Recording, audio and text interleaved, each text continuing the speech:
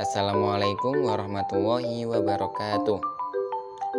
Untuk pertemuan kali ini, kami dari kelompok 11 studi Quran Hadis akan memaparkan sebuah materi, yaitu tentang hadis maudhu, yang akan dipaparkan oleh Muhammad Adib Sogel Kirom, Cynthia Ratnawulan, dan Tashan Rusuheli. Untuk itu, marilah kita simak pada subbab yang pertama, yaitu tentang pengertian hadis maudhu.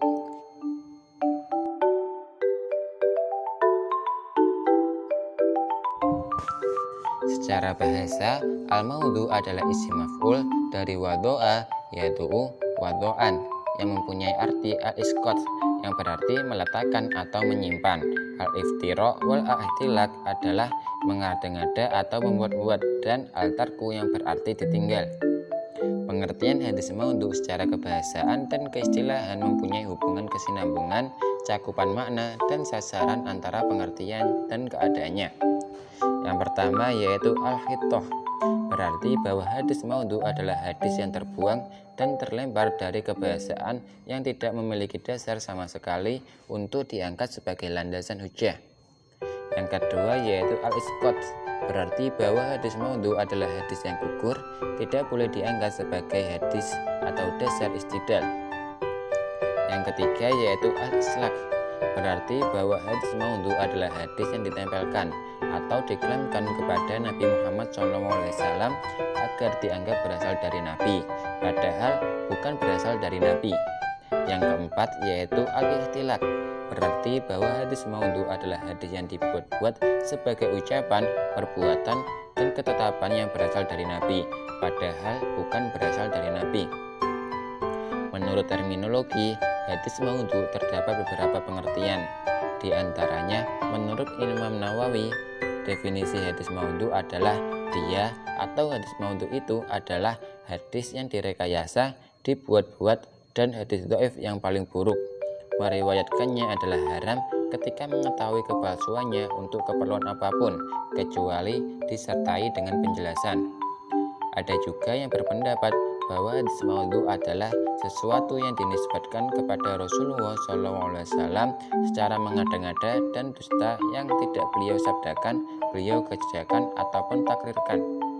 Sedangkan menurut sebagian ulama hadis, pengertian hadis maudhu adalah hadis yang diciptakan serta dibuat oleh seorang pendusta yang diciptakan itu dinisbatkan kepada Rasulullah SAW secara palsu dan dusta, baik hal itu disengaja maupun tidak.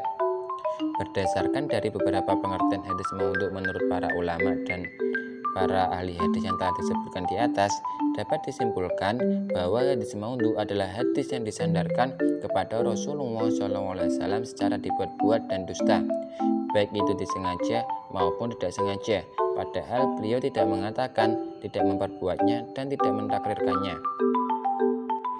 Materi yang kedua adalah sejarah dan faktor yang melatar belakangi hadis maudhu'i. Yang pertama, sejarah munculnya hadis maudhu. Awal munculnya hadis maudhu yaitu pada masa pemerintahan Sayyidina Utsman bin Affan. Golongan inilah yang mulai menabur benih-benih fitnah yang pertama. Salah seorang tokoh yang berperan dalam upaya menghancurkan Islam pada masa Utsman bin Affan adalah Abdullah bin Saba, yang seorang penganut Yahudi yang menyatakan telah memeluk Islam. Dengan bertopengkan pembelaan kepada Sayyidina Ali dan ahli bait, ia menjelajah ke segenap pelosok untuk menabur fitnah kepada orang ramai. Ia menyatakan bahwa Ali lebih berhak menjadi khalifah daripada Utsman, bahkan lebih berhak daripada Abu Bakar dan Umar. Hal itu karena menurut Abdullah bin Saba, sesuai dengan wasiat dari Nabi Shallallahu Alaihi Wasallam. Lalu untuk mendukung propaganda tersebut, ia membuat satu hadis maudhu atau palsu, yang artinya setiap nabi itu ada penerima wasiatnya dan penerima wasiatku adalah Ali. Namun, penyebaran hadis maudhu pada masa ini belum begitu meluas karena masih banyak sahabat utama yang masih hidup dan mengetahui dengan penuh yakin akan kepalsuan suatu hadis. Sebagai contoh, Sayyidina Utsman ketika beliau mengetahui hadis maudhu yang dibuat oleh Ibnu Saba, beliau dengan mengambil tindakan dengan mengusir Ibnu Saba dari Madinah. Begitu juga yang dilakukan oleh Sayyidina Ali setelah beliau menjadi khalifah.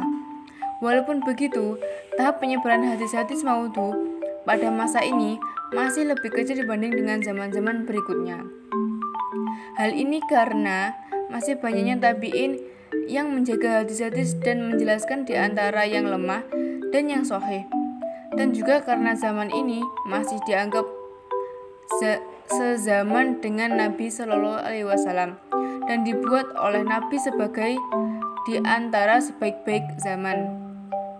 Pengajaran-pengajaran serta wasiat dari Nabi masih segar di kalangan mereka yang menyebabkan mereka dapat menganalisis kepalsuan-kepalsuan suatu hadis. Yang kedua, faktor yang melatar belakangi hadis maudhu'i. Yang pertama, pertentangan politik dalam soal pemilihan khalifah. Pertentangan di antara umat Islam timbul setelah terjadinya pembunuhan terhadap Khalifah Umar bin Affan oleh para pemberontak dan kekhalifahan digantikan oleh Ali bin Abi Thalib. Konflik-konflik politik telah menyeret permasalahan agama untuk masuk ke dalamnya dan membawa pengaruh juga pada mazhab-mazhab keamanan. Karena persaingan untuk menonjolkan kelompok mereka masing-masing, maka ketika mencari dalil dalam Al-Quran dan As-Sunnah tidak ada. Mereka membuat pernyataan-pernyataan yang disandarkan pada Nabi Shallallahu Alaihi Wasallam. Dari sinilah hadis palsu berkembang. Materi hadis pertama tentang keunggulan seseorang dan kelompoknya. Yang kedua, adanya kesenjangan dari pihak lain untuk merusak ajaran Islam. Golongan ini adalah terdiri dari golongan Zindik, Yahudi, Majusi, dan Nasrani yang senantiasa menyimpan dendam terhadap agama Islam. Faktor ini merupakan awal munculnya hadis maudhu. Hal ini berdasarkan peristiwa Abdullah bin Saba yang mencoba memecah belah umat Islam dengan bertopengkan kecintaan kepada ahli bait. Sejarah mencatat bahwa ia adalah seorang Yahudi yang berpura-pura memeluk agama Islam. Yang ketiga adalah mempertahankan mazhab dalam masalah fikih dan kalam. Para pengikut mazhab fikih dan pengikut ulama kalam yang bodoh dan dangkal ilmu agamanya membuat pula hadis-hadis palsu untuk menguatkan paham pendirian imannya. Mereka yang fanatik terhadap mazhab Abu Hanifah yang menganggap tidak sah salat mengangkat kedua tangan di kala salat membuat hadis maudhu sebagai berikut. Barang siapa mengangkat kedua tangannya di dalam sholat, tidak sah sholatnya. Yang keempat, membangkitkan gairah beribadah untuk mendekatkan diri kepada Allah. Mereka membuat hadis-hadis palsu dengan tujuan menarik orang untuk lebih mendekatkan diri kepada Allah. Melalui amalan-amalan yang mereka ciptakan, melalui hadis tarhib wa targhib atau anjuran-anjuran untuk meninggalkan yang tidak baik dan mengerjakan yang dipandangnya baik dengan cara berlebih-lebihan. Yang kelima adalah menjilat para penguasa untuk mencari kedudukan atau hadiah. Ulama-ulama membuat hadis palsu ini untuk membenarkan perbuatan-perbuatan para penguasa sehingga dari perbuatan tersebut mereka dapat upah dengan diberi kedudukan atau harta. 3. Kriteria hadis maudhu. Para ulama ahli hadis telah menetapkan beberapa kriteria untuk bisa membedakan antara hadis sahih, hasan, dan dhaif. Mereka pun menetapkan beberapa kaidah dan ciri-ciri agar bisa mengetahui kepalsuan sebuah hadis. Berikut adalah beberapa ciri-ciri hadis maudhu yang diambil dari beberapa sumber. Secara garis besar, ciri-ciri hadis maudhu dibagi menjadi dua, yaitu 1. Dari segi sanad. 2. Dari segi matan. 1. Dari segi sanad atau para perawi hadis. Sanad terdapat banyak hal untuk bisa mengetahui kepalsuan sebuah hadis. Dari sisi sanadnya ini diantaranya adalah A. Salah satu perawinya adalah seorang pendusta dan hadis itu hanya diriwayatkan oleh dia, serta tidak ada satupun perawi yang sikoh atau terpercaya yang juga meriwayatkannya sehingga riwayatnya dihukumi palsu. B. Pengakuan dari pemalsu hadis, seperti pengakuan dari Abu Ismah Nuh bin Abi Maryam bahwa ia telah memalsukan hadis-hadis tentang keutamaan Al-Quran, juga pengakuan Abdul Karim bin Abi Uja yang mengaku telah memalsukan 4.000 hadis. C. Fakta-fakta yang disampaikan dengan pengakuan pemalsuan hadis, misalnya seorang perawi meriwayatkan dari seorang syekh padahal itu tidak pernah bertemu dengan atau ia lahir setelah syekh tersebut meninggal, atau ia tidak pernah masuk ke tempat tinggal syekh.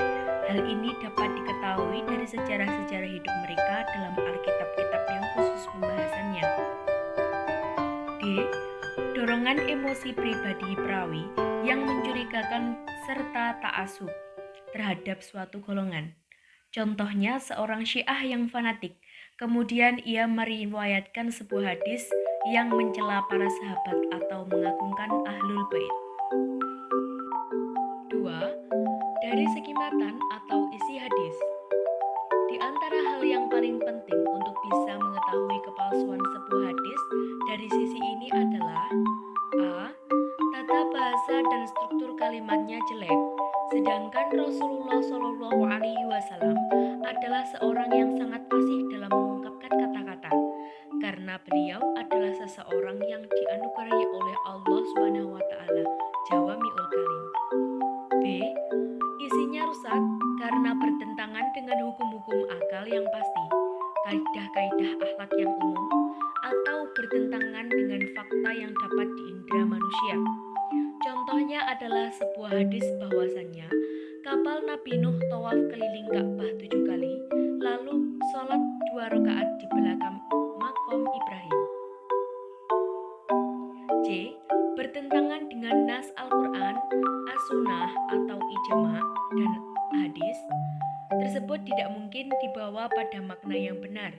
Contoh hadis maudhu yang maknanya bertentangan dengan Al-Quran, yaitu anak zina itu tidak dapat masuk surga sampai 7 keturunan. Maka hadis ini bertentangan dengan kandungan ayat Al-Quran, yaitu dan seseorang yang berdosa tidak akan memikul dosa orang lain.